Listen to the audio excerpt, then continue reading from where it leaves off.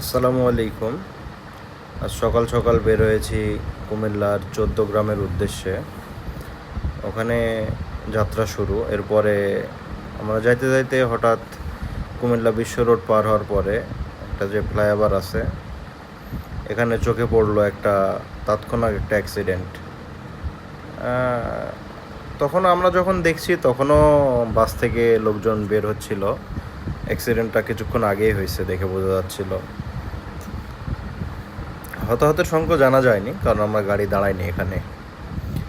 তারপরে যাইতে যাইতে একটু সামনে যেতেই চোখে পড়লো সেই কুমিল্লার দৃষ্টিনন্দন হাইওয়ে রেস্টুরেন্ট নূরজাহান। যদিও হোটেলটা রান্না ভালো, কিন্তু গলা কাটা, মানে তাদের রেটটা একটু বেশি। আমরা আমাদের গন্তব্যে ছুটে চলছিলাম, তার মাঝেই চোখে পড়লো কুমিল্লার চট্টগ্রাম হাইওয়ে রোডের যে সৌন্দর্য।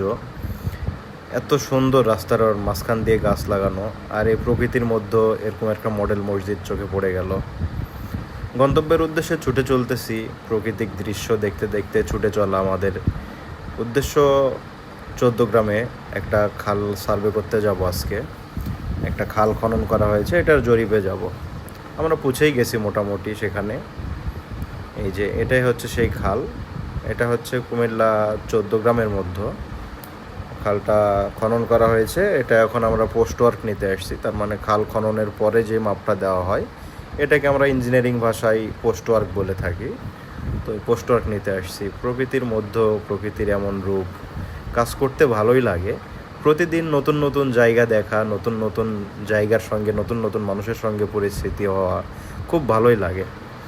চলতে চলতে চোখে পড়লো একটা বিশাল তাল গাছ। কিছুদিনের মধ্যেই হয়তো তাল পাকবে। শ্রাবণ মাস, সামনে ভাদ্র মাসে তালের পিঠা খাইতে লাগে মেঠা মেঠা। আমার কাজ শেষের পথে আজকে। বাই বাই, দেখা হবে আবার অন্য এক ভিডিও।